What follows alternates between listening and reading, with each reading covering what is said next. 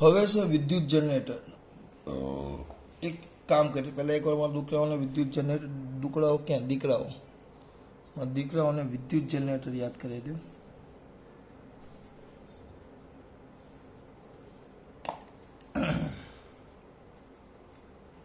તો વિદ્યુત જનરેટરમાં આમ પેલું ચુંબક આવે બે, તો આ બે ચુંબકો આમ હતા.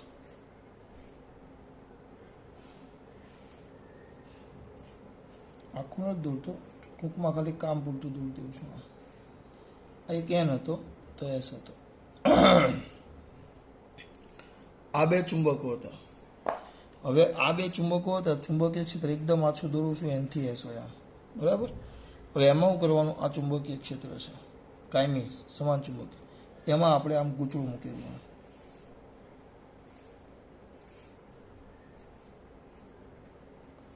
પછી આમ એની ધરી હતી, આ જે ધરી હોય ધરી, આ ધરી હતી એની. તો આ ધરી પર જે ગૂંચળું વીંટાળીને તૈયાર થાય અને આપણે આર્મેચર કહેતા. આર્મેચર તમને થિયરી પણ યાદ આવી જાય, આર્મેચર છે. પછી આને છેડે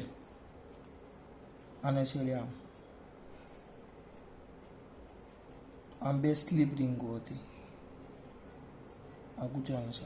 એની સાથે બે બ્રશ જોઈન્ટ હતા, બ્રશ અહીંયા આવા બે બ્રશ હતા.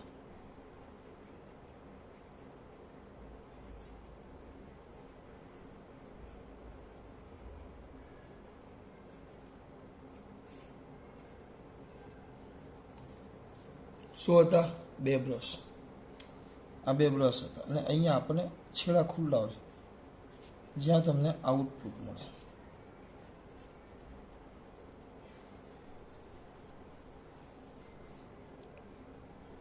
ધ્યાન આપજો, અહીંયા તમને આઉટપુટ મળે. બોલું શું ખબર પડે છે ને દીકરા? ખબર પડે છે? ઓકે ચાલો. હા હા હા બોલવાનું ને, નીચે હાથ ઊંચો કરી દેવાનું, મારું ધ્યાન એમ જ છે. ચલો, આ હતું. બીજું હવે આનો સિદ્ધાંત સિમ્પલ. શું થાય? આને આ કાયમી ચુંબકીય ક્ષેત્ર છે, એની અંદર તમે આને શું કરો બેટા? ફેરવો. આને ફેરવો એટલે તમે કોઈ પણ રીતે ફેરવી શકો. હાથ વડે, પવનચક્કી વડે, પવન વડે, જળ વડે, ગમે તે. અહીંયા ટર્બાઇન જોડી નાખો તો પાણી પડે, પવન પડે, ટર્બાઇન ફરે, ટર્બાઇન ફેરવવાનું, તો એ તમારી યાંત્રિક ઉર્જા થઈ. એ યાંત્રિક ઉર્જાને કારણે અહીંયા આપણને આઉટપુટ મળશે, જેને આપણે વિદ્યુત ઉર્જા કહેતા. વસ્તુ કઈ ન થાય, આ ગૂંચળું આને કારણે ફરશે એટલે આની સાથે સંકળાયેલું flux phi is equal to, સૂત્ર આવે આપણું BA cos થીટા. તો અંદર શબ્દ એવું આવે કે અસરકારક ક્ષેત્રફળ એનું થાય A cos થીટા. એવો શબ્દ હતો અંદર કે એનું અસરકારક ક્ષેત્રફળ થાય A cos થીટા. અને એને કારણે જેમ ભ્રમણ કરશે એટલે આ cos થીટા બદલાય એટલે આ ગૂંચળા સાથે સંકળાયેલા ફ્લક્સમાં ફેરફાર થાય, એટલે એની સાથે સંકળાયેલ ફ્લક્સ બદલાય એટલે પ્રેરિત EMF ઉત્પન્ન થાય. તો આપણે ફ્લક્સ આ લખેલું. વિચારો કે આને ફરવાની ઝડપ ઓમેગા છે. ફરવાની જે ફરે છે એની ઝડપ ઓમેગા છે. ઓમેગા જેટલી કોણી ઝડપથી ભ્રમણ કરે છે, બરાબર. ઓમેગા જેટલી કોણી ઝડપથી ભ્રમણ કરે તો flux phi is equal to, સૂત્ર શું આવશે બેટા? BA cos theta. પણ થીટા ઓમેગા ઝડપ છે તો omega is equal to theta by T. તેના પરથી થીટાની કિંમત મૂકો તો BA cos ઓમેગા ટી. આ તમારું ફ્લક્સ ફાઈ આવ્યું. ફ્લક્સમાં ફેરફાર થાય છે એટલે એને કારણે ફ્લક્સમાં ફેરફાર થાય છે તો એને કારણે પ્રેરિત થતું EMF epsilon is equal two minus d∅dt. આપણે આંટા લખ્યા નથી અત્યારે, એક જ આંટો છે એટલે. તો is equal two minus, direct લખી નાખું છું આનું વિકલન ફાઈનું. તો BA અચળ, કોસનું થશે માઇનસ સાઇન, કોસનું થાય માઇનસ સાઇન, તો minus sine omega T into પાછું ઓમેગા, માઇનસ માઇનસ પ્લસ, તો BA omega into sine omega T. આ તમારું સૂત્ર એપ્સાઇલોન. બસ હવે બધું આની આગળ પાછળ રમતું હશે. જનરેટર આવે એટલે મારા મગજમાં આટલી વસ્તુ ચાલે.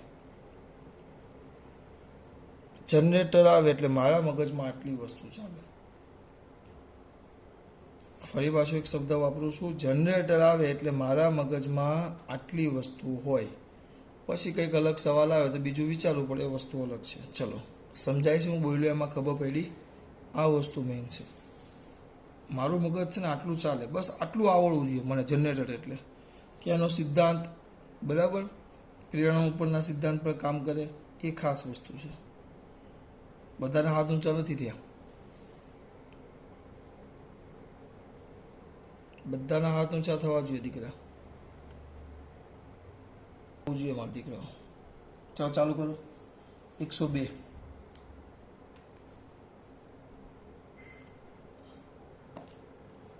પાછે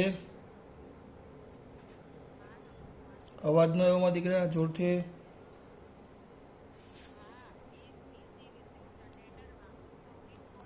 નથી આવતો અવાજ, નથી આવતો. એક એસી વિદ્યુત જનરેટરમાં 220 વોલ્ટનું સ્થિતિમાન ઉદ્ભવે છે. એક મિનિટ. તેનો આંતરિક અવરોધ R બરાબર 10 વી લખવા દે. વી આપ્યો છે 220 વોલ્ટ. પછી આંતરિક અવરોધ સ્મોલ આર આપ્યો છે. આંતરિક અવરોધ R બરાબર 10 ઓહમ. બાહ્ય અવરોધ કેપિટલ R બરાબર 100 ઓહમ. તો બાહ્ય પરિપથમાં વ્યય પામતો પાવર. બાહ્ય પરિપથમાં વ્યય પામતો પાવર. તો તમે પહેલા તો પાવર, વ્યય પામતો પાવર આવે. વ્યય પામતો પાવર તમારા દીકરાનું સીધું સૂત્ર આવડું છે. P ઇઝ ઇક્વલ ટુ આપણું સૂત્ર આવે I² R. બાહ્ય પરિપથ કીધું છે. એટલે વિચારો આ જનરેટર છે, એક બેટરી બની ગઈ તો આ એક બેટરી છે એવું વિચાર લો આપણે. એસી બેટરી આ ચલિત કરી નાખો. એ 220 છે. અને અહીંયા આપણે એક મોટો આંતરિક અવરોધ આર લીધો છે અને આનો પોતાનો એક નાનો સ્મોલ આંતરિક અવરોધ આર છે. તો આ વસ્તુ ધ્યાન આપજો. આનો સ્મોલ આર છે બરાબર. એટલે આ અંદર જ હોય, આ બહારનો હોય, અંદર જ હોય. આમાં એક જ કહેવાય. તો હવે પ્રવાહની વાત થાય તો પ્રવાહનું સૂત્ર આપણું શું આવે? I is equal to V by epsilon by અથવા V by small I by capital R. એટલે તમને આઈ મળે. પણ તમને એમ કીધું છે એટલે આઈ મળી જશે પહેલાં.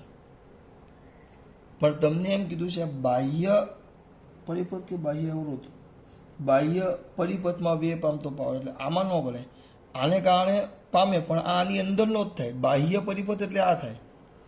ત્યારે સૂત્રમાં અહીંયા પછી પાવરનો વ્યય લખશો તો P બરાબર I ડેશ ખાલી R જ આવે. બાહ્ય પરિપથનો અવરોધ જ આવે. એટલે આ તો આપણે પ્રવાહ શોધવાનો છે. તો પ્રવાહમાં તો બાહ્ય અને આંતરિક બે અવરોધ ભાગ ભજવે. આ બંને શ્રેણીમાં છે. જો પ્રવાહમાં તો બાહ્ય અને આંતરિક બે ભાગ ભજવે, શ્રેણીમાં છે. એટલે મેં અહીંયા R પ્લસ R લખ્યું. પણ વ્યય પામતા પાવરમાં ચોખ્ખું જ કીધું છે બાહ્ય પરિપથમાં વ્યય પામતો પાવર. તો એ તો આ જ આવે. એટલે ખાલી અહીંયા કેપિટલ આર આવ્યું. એ કેમ આવ્યું મારે તમને સમજાવવાનું છે. ચલો પછી કયો? 103. બોલો બેટા. 103. એક એસી જનરેટરમાં 10 મિલિસેકન્ડના સમયગાળે સ્લિપ રિંગ સાથેના બ્રશ વારાફરતી ધન અને ઋણ બનતા જાય છે તો મળતા વોલ્ટેજની કોણીય આવૃત્તિ ખાલી જગ્યા રેડિયન પર જો. સેકન્ડ. બ્રશ ધન અને ઋણ એટલે આમ હોય, આમ બ્રશ આમ છે. એક જ ભાગ દર્શાવું છું. આ જે ભાગ છે અત્યારે આ ધન છે એવું વિચારો અને આ છેડો ઋણ છે. આમ થયો, અહીંયાથી આમ થયો. હાથ પકવતો નથી. અહીંયાથી આમ ફેરવીને આમ થયો. તો આ તો તમારું કયું ચક્કર થયું? આમ અહીંયાથી આખું આમ થયું તો અડધું ચક્ર થયું. એટલે આ તમને અડધા ચક્રની કિંમત આપી છે. આ ચક્કર તમારું આમ રહ્યું તો આમથી આમ થાય તો એ અડધું થયું. જો આમ અડધું થયું. હું બોલું છું એમાં ખબર પડે છે? હું બોલું છું એમાં ખબર પડે છે? બરાબર છે. કરતા જાઓ હાથ ઊંચો, જોઉં જ છું. આમ થયું, અડધું થયું. એટલે તમને જે કેટલા આપી છે સમય 10 મિલિસેકન્ડ, એ ધન હતો એ ઋણ થઈ ગયો. અંગૂઠો ધન હતો, આ છેલ્લો ઋણ છે. તો ધન હતો એ ઋણ થઈ ગયો. તમે ખરેખર અડધા ચક્રની વાત કરો છો, અડધા ચક્રની. એટલે તમને જે સમય આપ્યો છે એ સમય T/2 એટલે કે કેટલો આપ્યો છે? આવર્તકાળનો અડધો. કારણ કે આખું ફરીને આમ પાછું આમ મારે સમજી જાઓ ને તમે. ચલો આમ રાખો. આખું ફરીને આમ પાછું આવે તો એક ચક્કર થાય. પણ આ તો અહીંયાથી ખાલી આટલું જ ગયું છે, એટલે અડધું જ ગયું છે. એટલે તમને T/2 આપ્યું. T/2 કેટલું આપ્યું દીકરા? 10 મિલિસેકન્ડ. બોલતા રહેજો. T/2 કેટલો આપ્યો છે? 10 મિલિસેકન્ડ. બરાબર. તો તમને મિલી ન ગમે. મિલી એટલે 10⁻³ 10 તો 10⁻²⁰ સેકન્ડ. શોધવાનું શું કીધું છે તમને? કોણીય ઝડપ. તો સૂત્ર આવડવું જોઈએ. કોણીય ઝડપ એટલે ઓમેગા. ઓમેગા બરાબર તો 2π/t. તો આ 2π/t, આ t/2 છે, તો આ 2/t થઈ. ધ્યાન રાખજો, આ t/2 છે, આ 2/t એટલે 10⁻². તો છેદમાં આવશે 10⁻², અને ઉપર આવશે 3.14 પાઈની જગ્યાએ.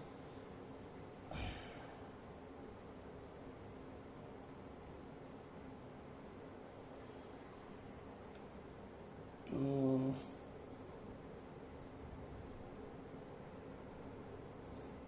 એ લોકોએ જવાબ પાઈમાં જ આપ્યો છે બેટા, એટલે પાઈની કિંમત નહીં મૂકશું આપણે. એ લોકોએ જવાબ પાઈમાં આપ્યો છે, આંકડામાં નથી આપ્યો. તો આને બોલો બેટા, બોલ બાળક, બોલ, સાંભળું છું.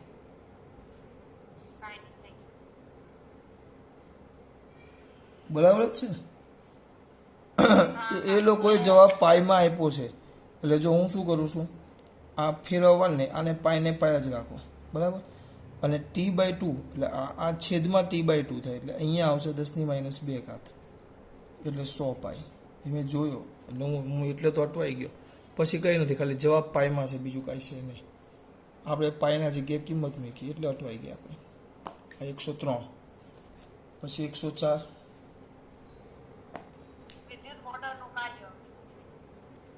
વિદ્યુત મોટરનું કાર્ય. ચલો, વિદ્યુત મોટર શરૂઆતમાં થિયરી હમણાં ચલાવી ત્યારે જ મોટરનું કામ કીધું મેં. વિદ્યુત મોટર શું કરે? બરાબર, વિદ્યુત મોટર છે, મોટર છે. જોજો, જનરેટર નથી. શબ્દ પર ધ્યાન આપજો.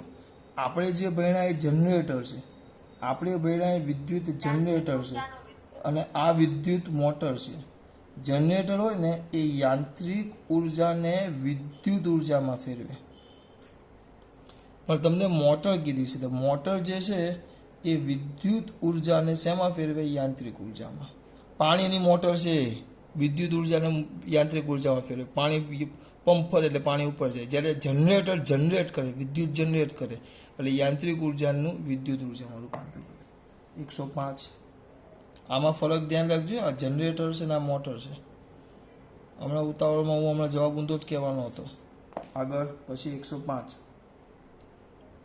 બોલ બેટા. એક એસી જનરેટરમાં મળતા વોલ્ટેજ V બરાબર V0 cos ઓમેગા t સૂત્રથી મળે છે. જો આમાં ફરક કયા? એક મિનિટ દીકરા, આમાં કઈ ફરક આવ્યો માં પોયરા?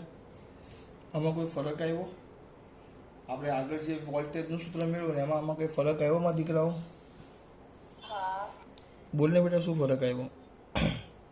એમાં sin ઓમેગા t હતો, આમાં cos ઓમેગા t. ફિનલ બોલે. જો પેલામાં સાઇન હતું ને આમાં કોસ છે, એટલે આ ઘટતું વિધેય આવશે. વિધેય બદલાઈ ગયું. જો છેલ્લે ફ્લક્સમાં આપણે કોસ હતો, એ ફરક ધ્યાન રાખવાનો, કારણ કે આમાં અમુક જગ્યાએ જે કિંમતો આવશે ને ત્યાં શરૂઆતમાં કામ આવશે. બોલો, હવે આગળ બોલતી છે બેટા, એ ધ્યાન રહેવું જોઈએ આપણે, આ કે આ વિધેય બદલાઈ ગયું આપણું. આગળ બોલ બેટા. પછી સૂત્રથી મળે છે જ્યાં V0 બરાબર 10 વોલ્ટ અને આવૃત્તિ f બરાબર 50 હર્ટ્ઝ છે.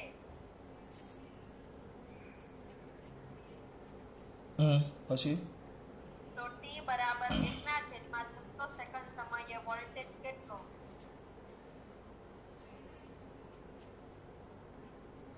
બધી જ કિંમત આપી છે, આ મારે કરવાની જરૂર જ નથી. વી વોલ્ટેજ શોધવાનું છે. V0 10 વોલ્ટ, કોસના કોસ, ઓમેગા. ઓમેગા તમને એફ આપ્યું તો 2πf મૂકશો એટલે ઓમેગા મળી જશે. ઓમેગા બરાબર 2πf. કિંમત લખતો નથી, જાતે મૂકી દેવાની. ઓમેગા મને t આપ્યો છે, કિંમત મૂકશો એટલે કોસની કંઈક કિંમત આવશે. કોસની કિંમત મૂકી દેશો, V0 એટલે 10. આવડશે ને જાતે બેટા? હા બોલો ફટાફટ. હા એમ તો ટાઈમ ન બગાડો ખોટો, કારણ કે સિમ્પલ છે, આમાં કંઈ કરવાની જરૂર નથી. ઓકે, જો હાથ ઊંચો કરશો તો એ ખબર પડી જશે મને. આવડશે ને? Okay, done. ચલો 106 બધાના હાથ ઊંચા નથી થયા.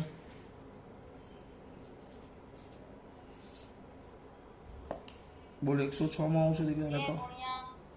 2 ગુણ્યા 10⁻4 ગાઉસ. એટલે શું થયું? ગાઉસ એટલે 10⁻5 કાઢી લેતા. ગાઉસ એટલે ચુંબકીય ક્ષેત્ર. એમ છેલ્લાડિયા, હું એમ પૂછું છું.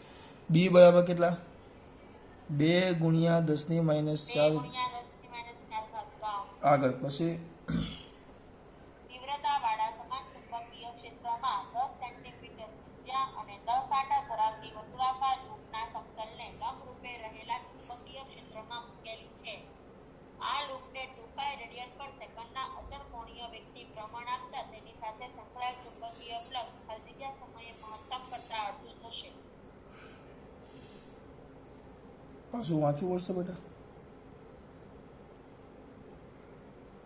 પૂછું છું કે મને આકૃતિમાં ખબર ના પડી. વાંચતી દીકરા એકવાર આકૃતિ ખાલી. 2 ગુણ્યા 10 ની -4 ઘાત ગાઉ તીવ્રતાવાળા સમાન ચુંબકીય ક્ષેત્રમાં 10 સેમી ત્રિજ્યા આર બરાબર લખું આર બરાબર 10 સેમી એટલે 0.1 મીટર 10 આટા એન બરાબર 10 આટા લૂપના સમતલને લંબ રૂપે ધરાવતી વર્તુળાકાર લૂપના સમતલને લંબરૂપે રહેલા ચુંબકીય ક્ષેત્રમાં મૂકેલી છે. એટલે જો આમ છે આ લૂપને એક મિનિટ જેના માટે વંચાવું છે તો જો બેટા આમ છે લૂપ આમ છે લંબ રૂપે છે આમ લૂપ છે જે આ ચુંબકીય ક્ષેત્રને આમ લંબ રૂપે છે બરાબર. પછી આગળ વાંચ. આ લૂપને 2π રેડિયન પર સેકન્ડના અચળ કોણીય વેગથી ભ્રમણ આપતા તેની સાથે સંકળાયેલ ચુંબકીય ફ્લક્સ કયા સમયે મહત્તમ કરતા અડધું થાય. જો આમ છે લૂપને આ અક્ષથી નથી ફેરવવાની આમ તો કાંઈ ફરક ન પડે ફ્લક્સ અચળ રહી આમ નથી ફેરવવાની લૂપને એની આડી અક્ષ છે ને આમ તો એને અનુરૂપ આમ ફેરવવાની છે કે તમે આ અક્ષને અનુરૂપ લૂપને આમ ફેરવો તો આ છે આને આમ ફેરવો તો કાંઈ ફરક પડે જ નહીં એટલું ને એટલું જ રહે. આ બી છે તો તમને શું કીધું છે ફ્લક્સ કીધું છે ફ્લક્સ બીજી કોઈ કિંમતો આપેલી નથી એટલે ફ્લક્સનું આપણું સૂત્ર આવે 5 ઇઝ ઇક્વલ ટુ આટા આપેલા છે એટલે NBA cos ઓમેગા ટી આપણું સૂત્ર છે NBA cos ઓમેગા ટી. હવે તમને એમ કીધું છે કયા સમયે હવે આ આપણું સૂત્ર છે મહત્તમ કરતા અડધું થાય એમ જ છે ને સંકળાયેલ ચુંબકીય ફ્લક્સ ખાલી કયા સમયે મહત્તમ કરતા અડધું થાય તો મહત્તમ કેટલું થાય મહત્તમ એટલે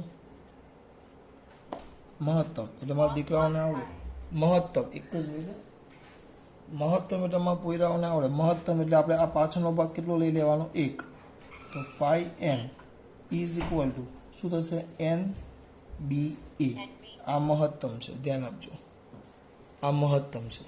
હવે આપણું સૂત્ર મૂકો સમય તમને શોધવાનો કીધો છે 5 બરાબર NBA cos ઓમેગા ટી આ મહત્તમ છે બરાબર. હવે ધ્યાન આપજો ખાસ તમને એમ કીધું છે કયા સમયે મહત્તમ કરતા અડધું થાય એટલે અહીંયા આવશે 5m/2 આપણું ફ્લક્સ છે મહત્તમ કરતા અડધું થાય એટલે 5m/2 is equal two NBA cos omega T. અહીંયા 5m તો આપણી પાસે NBA જ છે ટાઈમ નથી બગાડતો આ NBA તો અહીંયા NBA આવશે NBA ઉડી જાય તો 1/2 is equal two cos omega T. તો ઓમેગા ટી 1/2 ક્યારે આવે 60માં આવે કે 60માં આવે ને હા 60માં એટલે 60 એટલે π/3 જવાબ કયા સ્વરૂપમાં કીધું છે ઓમેગા લૂપને 2π રેડિયન પર સેકન્ડ ઓમેગાની કિંમત આપેલી છે 2π ઓમેગાની કિંમત આપેલી છે 2π એકમ છે રેડિયન પર સેકન્ડ ટૂંકમાં લખેલો છે મેં તો t બરાબર π/6 ખાલી સોરી અચળ કોણીય વેગથી કીધું છે અચળ કોણીય વેગ ઓમેગા 2π હા 2π છે મેં હા સોરી મેં સોરી 2π ગુણ્યા 3 તો પાઈ પણ જશે ને 1/6 આવશે મેં ખાલી 2 લખી t 1/2 6 સેકન્ડ બરાબર સેકન્ડ. ચલો 107 બોલો બેટા આવું જશે બધામાં રમત જ 107 1 જનરેટરમાં ઉદ્ભવતા વિદ્યુત સ્થિતિમાનનો તફાવત V બરાબર 240 sin 120 પાછું વી લખી નાખું વી બરાબર 240 સાઈન 120t પછી તો વડે આપવામાં આવે છે જ્યાં t સમય સેકન્ડમાં છે તો વોલ્ટેજની આવૃત્તિ ચલો બીજું બધું જવા દો આ ઓમેગા થાય સાઈન ઓમેગા ટી ઓમેગા બરાબર 120 રેડિયન પર સેકન્ડ તો આવૃત્તિ શોધવાની કીધી તમને સૂત્ર આવડે છે ઓમેગાની જગ્યાએ 2πf મૂકી દે અને એફ શોધી લેવાનું ચલો 108 દીકરા ખબર પડે છે મા પોયરાઓને બોલમાં દીકરા 108 લખી નાખું કેટલી આવૃત્તિવાળો એફ બરાબર 50 હર્ટ્ઝ પછી એસી પ્રવાહ વાહકતારમાંથી પસાર થાય તો દર સેકન્ડે વિદ્યુત પ્રવાહ કેટલી વાર શૂન્ય બને આવૃત્તિ 50 હર્ટ્ઝ કીધો છે 50 હર્ટ્ઝ આવૃત્તિ એનો મતલબ ખબર પડે અહીંયા દે ચલો એક કામ કરીએ હું તમને દેશી સમજાવું 50 હર્ટ્ઝ ના આવૃત્તિ એટલે બેટા આમ થાય એક સેકન્ડમાં થતા દોલનોની સંખ્યા એક સેકન્ડમાં થતા દોલનોની સંખ્યા વિચારો મેં કેટલા દોર્યા 1 2 3 4 અહીંયા સુધી જ છે અહીંયા સુધી આ ભાગ નથી વિચારો કે મારી આવૃત્તિ કેટલી છે 1 2 3 4 આ 50 હર્ટ્ઝ નથી અત્યારે દાખલો લઈ લઉં એફ બરાબર મારી આવૃત્તિ 4 કીધા ને હું 4 બોલ્યો હતો ને તો 4 હર્ટ્ઝ છે એટલે એક સેકન્ડમાં મારા પ્રવાહ જે છે આ પ્રવાહ છે પ્રવાહ આઈ વિરુદ્ધ ટીનો આલેખ છે તો એક સેકન્ડમાં 4 હર્ટ્ઝ આવૃત્તિ છે એટલે એક સેકન્ડમાં 4 વાર 4 દોલન પૂરા કરે તો 4 દોલન પૂરા કરે તો કેટલી વાર 0 થાય આ નો ગણાય સ્ટાર્ટિંગ નો ગણાય સ્ટાર્ટિંગ નો ગણાય તો આ 1 2 3 4 5 6 7 અને 8 આવૃત્તિ 50 હર્ટ્ઝ તો શૂન્ય કેટલી વાર થાય 8 વાર 8 વાર શૂન્ય થાય તો આવૃત્તિ કેટલા હર્ટ્ઝ છે સોરી 4 હર્ટ્ઝ હોય તો 8 વાર બમણી થાય તો આ કેટલા થાય 100 વાર ઓકે ખબર પડી બેટા આમાં 109 એક એસી જનરેટરમાં t બરાબર 0 સમયે વોલ્ટેજ મહત્તમ હોય તો કેટલા લઘુત્તમ સમયમાં તે ઘટીને શૂન્ય થાય પાછું વાંચતો બેટા એક એસી જનરેટરમાં t બરાબર 0 સમયે હવે અહીંયા ધ્યાન આપજો હા અહીંયા ધ્યાન આપજો ખાસ ટી બરાબર 0 સમયે વોલ્ટેજ મહત્તમ કીધા એટલે એનો મતલબ ખબર પડવી જોઈએ ટી બરાબર 0 સમયે મહત્તમ એટલે બુદ્ધિ ચાલવી જોઈએ શરૂઆતમાં મહત્તમ છે સ્ટાર્ટિંગમાં મહત્તમ કયો વિધેય આવે કોસ વિધેય એટલે તમારું સૂત્ર થઈ જાય પહેલા v બરાબર vm cos ઓમેગા ટી આગળ ચલો પછી સમય શોધવાનો કીધું છે વોલ્ટેજ 0 થાય ત્યારે સમય સમયમાં તે ઘટીને શૂન્ય આ તો વોલ્ટેજ 0 કરો તો 0 is equal two vm cos omega T તો આ vm થયું તો 0 બરાબર cos ઓમેગા ટી તો ઓમેગા ટી પાઈ બાય 2 એ થાય પાઈ બાય 2 તો જવાબમાં પેલું છે t બરાબર પાઈ બાય 2 ઓમેગા જવાબ આવી ગયો છે આ જૂની ચોપડીનો MCQ છે એટલે અહીંયા મહત્તમ કીધું છે પણ જૂની ચોપડીમાં કદાચ આ જ હતું હા આ જ હતું નહીં તો પૂછે t બરાબર 0 સમયે 0 હોય તો મહત્તમ થવા માટે કેટલો સમય લાગે તો અહીંયા vm મૂકવાનું અહીંયા પણ t બરાબર 0 કીધું એટલે અહીંયા આપણું વિધેય આવે cos પણ t બરાબર 0 સમયે મહત્તમ કીધું 0 કીધું હોત ને તો અહીંયા વિધેય આવે sin જો 0 કીધું હોય તો sin આવે હું બોલું છું ખબર પડે છે આમાં ઓ બાળકો હા ચલો ખાસ વાત